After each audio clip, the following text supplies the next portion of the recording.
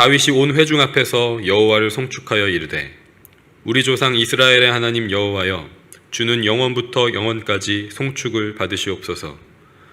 여호와여 위대하심과 권능과 영광과 승리와 위엄이 다 주께 속하였사오니 천지에 있는 것이 다 주의 것이로소이다.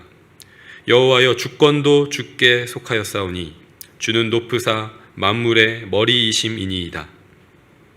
부와 귀가 주께로 말미암고 또 주는 만물의 주제가 되사 손에 권세와 능력이 있사오니 모든 사람을 크게 하심과 강하게 하심이 주의 손에 있나이다. 우리 하나님이여 이제 우리가 주께 감사하오며 주의 영화로운 이름을 찬양하나이다. 나와 내 백성이 무엇이기에 이처럼 즐거운 마음으로 드릴 힘이 있었나이까. 모든 것이 주께로 말미암았사오니 우리가 주의 손에서 받은 것으로 주께 드렸을 뿐이니이다. 우리는 우리 조상들과 같이 주님 앞에서 이방 나그네와 거류민들이라. 세상에 있는 날이 그림자 같아서 희망이 없나이다. 우리 하나님 여호와여 우리가 주의 거룩한 이름을 위하여 성전을 건축하려고 미리 저축한 이 모든 물건이 다 주의 손에서 왔사오니 다 주의 것이니이다. 나의 하나님이여 주께서 마음을 감찰하시고 정직을 기뻐하시는 줄을 내가 아나이다. 내가 정직한 마음으로 이 모든 것을 즐거이 드렸사오며 이제 내가 또 여기 있는 주의 백성이 주께 자원하여 드리는 것을 보오니 심히 기쁘도소이다. 우리 조상들 아브라함과 이삭과 이스라엘의 하나님 여호와여 주께서 이것을 주의 백성의 심중에 영원히 두어 생각나게 하시고 그 마음을 준비하여 주께로 돌아오게 하시오며 또 내 아들 솔로몬에게 정성된 마음을 주사 주의 계명과 권면과 율례를 지켜 이 모든 일을 행하게 하시고 내가 위하여 준비한 것으로 성전을 건축하게 하옵소서 하였더라. 아멘. 다 주의 것입니다 라는 제목으로 함께 하나님의 말씀 나누도록 하겠습니다. 오늘 본문은 역대상 마지막 장에 기록된 다윗이 하나님께 올려드린 송축시의 내용입니다.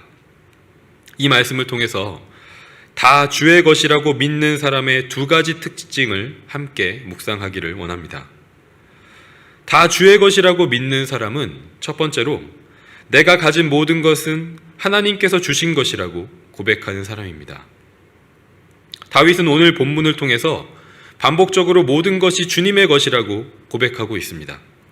특별히 하늘과 땅에 있는 모든 것, 11절에 위대하심, 권능, 영광, 승리, 위엄, 주권, 12절에 부함, 존귀함, 권세, 능력, 크게 하심, 강하게 하심, 이 모든 것이 하나님의 것이라고 고백하고 있는 것입니다.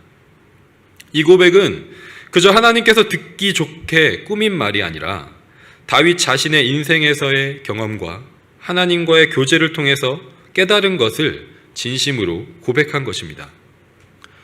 다윗 개인에게 있어서 하나님은 누구십니까? 역대상 28장에서 다윗은 이렇게 고백합니다. 하나님은 이스라엘을 택하신 분이시라고, 그 중에서도 다윗의 아버지 이새의 집안을 택하신 분이시라고, 또 그 중에서도 다윗을 이스라엘의 왕으로 택하신 분이시라고 고백하고 있습니다. 이 말은 다윗이 지금 가지고 있는 왕으로서의 권세와 영광, 부와 명예, 전쟁에서의 승리는 모두 하나님께서 주신 것임을 말하고 있는 것입니다. 다윗은 분명하게 알고 있었습니다. 자신이 왕이 될 만한 특별한 능력과 자격이 있어서 자신의 노력과 재능으로 지금의 자리에 있는 것이 아니라는 것을 알고 있었습니다. 여러 가지 죄악된 모습과 실패와 인생의 어려움들이 있었지만 여전히 자신이 지금 이 자리에 있는 이유는 하나님께서 자신에게 은혜로, 선물로 베풀어 주신 축복 때문이라는 것을 알았습니다. 지금 자신이 누리고 있는 모든 것은 천지를 만드신 창조주 하나님, 모든 만물의 주인이신 하나님께서 주신 축복이라는 것을 분명하게 알고 있었습니다. 우리의 인생도 마찬가지인 줄 믿습니다. 우리가 지금 가지고 있는 것, 누리고 있는 것은 모두 하나님의 것입니다. 하나님께서 주신 것입니다. 사랑하는 가족, 친구, 이웃, 공동체, 우리의 달란트와 재능과 직업과 경력, 우리가 누리고 있는 일용할 것들, 그리고 물질의 부유함들, 사람들로부터 받는 칭찬과 명예와 영광, 이 모든 것들이 하나님께서 우리에게 주신 축복의 열매들인 것입니다.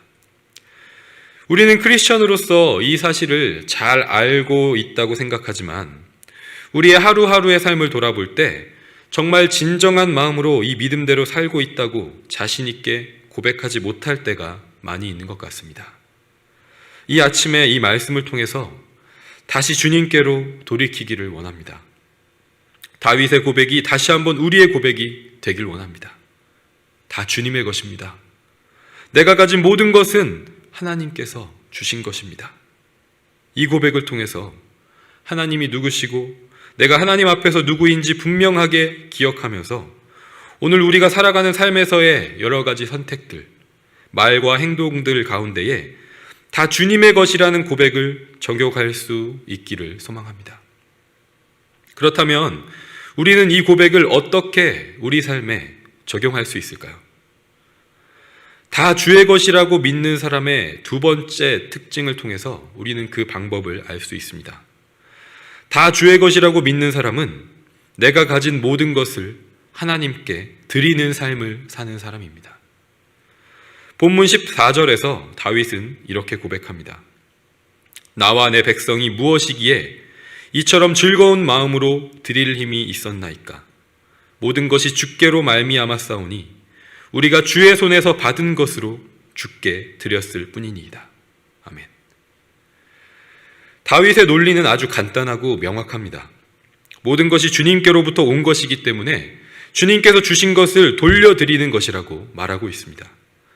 다윗이 하나님께서 주신 것을 원래 주인이신 하나님께 돌려드리기 위해서 선택한 방법은 무엇입니까? 그것은 바로 성전을 건축하는 일이었습니다. 다윗은 이 일을 위해서 하나님께서 주신 왕권을 사용했습니다. 레위 자손들 가운데서 제사장들, 성전에서 찬송하는 사람들, 성전 문을 지키는 사람들, 성전 창고를 지키는 사람들을 세우고 그 직분을 정비했습니다. 그리고 다른 모든 지파의 지도자들과 군대 장관들을 세웠습니다. 그리고 왕을 섬기는 신하들도 세웠습니다. 그리고 나서 그들 모두를 예루살렘으로 소집합니다. 예루살렘에 모인 그들에게 다윗은 자신의 뒤를 이어서 왕이 될 솔로몬과 함께 성전을 건축할 것을 지시했습니다. 다윗은 하나님께서 주신 이스라엘의 왕으로서의 권세를 다른 어떤 일보다 하나님을 위한 성전을 건축하는 일을 위해서 사용한 것입니다. 이뿐만이 아니었습니다. 다윗은 왕으로서 말로만 성전 건축을 명령한 것이 아니라 자신이 가진 물질들을 하나님께 드렸습니다. 29장 2절과 3절에 이렇게 기록하고 있습니다. 내가 이미 내 하나님의 성전을 위하여 힘을 다하여 준비하였나니 곧 기구를 만들 금과 은과 놋과 철과 나무와 또 만호와 가공할 검은 보석과 채석과 다른 모든 보석과 옥돌이 매우 많으며 성전을 위하여 준비한 이 모든 것 외에도 내 마음이 하나님의 성전을 사모함으로 내가 사유한 금, 은으로 내 하나님의 성전을 위하여 드렸노니. 다윗은 하나님께서 자신에게 주신 왕의 지위를 사용해서 백성들에게 명령만 한 것이 아니라 먼저 자신의 재산을 하나님께 드렸습니다. 자신이 가진 것이 모두 하나님께서 주신 것이기 때문에 하나님께 드리는 것이 당연했던 것입니다. 다윗의 이 모습을 본 백성들은 어떻게 했을까요? 그들도 다윗처럼 하나님께 드렸습니다. 6절에 이에 모든 가문의 지도자들과 이스라엘 모든 지파의 지도자들과 천부장과 백부장과 왕의 사무관이 다 즐거이 드리되라고 말씀하고 있고, 이어지는 9절에 백성들은 자원하여 드렸으므로 기뻐하였으니 곧 그들이 성심으로 여호와께 자원하여 드렸으므로 다윗 왕도 심히 기뻐하니라 라고 말씀합니다. 다윗과 이스라엘 백성들은 그들이 가지고 있는 모든 것이 하나님께서 주신 것이라는 믿음이 있었습니다. 이집트의 노예로 살았던 조상들, 소망이 없었던 자신들의 민족이 오직 하나님의 은혜로 구원을 받았고, 그것도 모자라서 약속하신 땅에서 하나님이 다스리시는 나라를 이루었다는 사실을 기억할 때 그 모든 것이 하나님께서 주신 것이라고 고백하지 않을 수 없었습니다.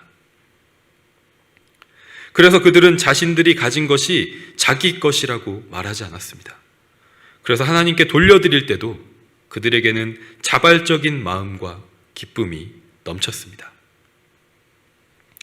이렇게 하나님께로부터 받은 축복을 하나님께 자발적으로 그리고 기쁨으로 돌려드리는 행위를 표현하는 단어가 오늘 본문에 기록되어 있습니다. 송축이라는 단어입니다. 송축은 말 그대로 찬송하고 축복한다라는 뜻입니다. 다윗은 오늘 본문의 송축시를 통해서 하나님을 송축하고 있습니다. 그런데 하나님을 송축한다라고 말할 때 하나님을 찬송한다는 의미는 자연스럽게 들리는데 하나님을 축복한다는 의미는 우리에게 조금은 어색하게 들릴지도 모르겠습니다. 왜냐하면 우리는 보통 하나님께서 우리를 축복하신다고만 생각하고 우리가 하나님을 축복한다고는 생각하지 않기 때문입니다. 감히 인간이 하나님을 축복한다고 뭔가 불경스러운 표현으로 들리는데 라고 생각할지도 모르겠습니다. 그런데 사실 축복하다, 송축하다라는 의미의 히브리 원어는 같은 단어입니다. 바라크라는 단어인데 성경에서 하나님께서 우리를 축복하신다는 의미로도 쓰이고 우리가 하나님을 송축한다는 의미로도 쓰이고 있습니다. 우리는 이 단어의 사용을 통해서 축복의 진정한 의미를 깨닫게 됩니다. 하나님께로부터 받는 것, 하나님께서 우리에게 주시는 것만이 축복이 아니라는 것입니다. 다윗처럼 왕이 되고 부와 명예를 얻고 맡은 일에서 성공하는 것에서 끝나는 것이 완전한 축복이 아니라는 것입니다. 완전한 축복, 진정한 축복은 우리가 하나님께로부터 받은 모든 것을 하나님께 돌려드리는 것까지라는 것입니다. 하나님의 축복을 받은 자로서 마땅히 하나님을 송축하는 자가 진정한 축복을 누리는 자라는 것입니다. 사랑하는 성도 여러분, 저와 여러분의 삶이 이처럼 진정한 축복을 누리는 삶이 되기를 소망합니다.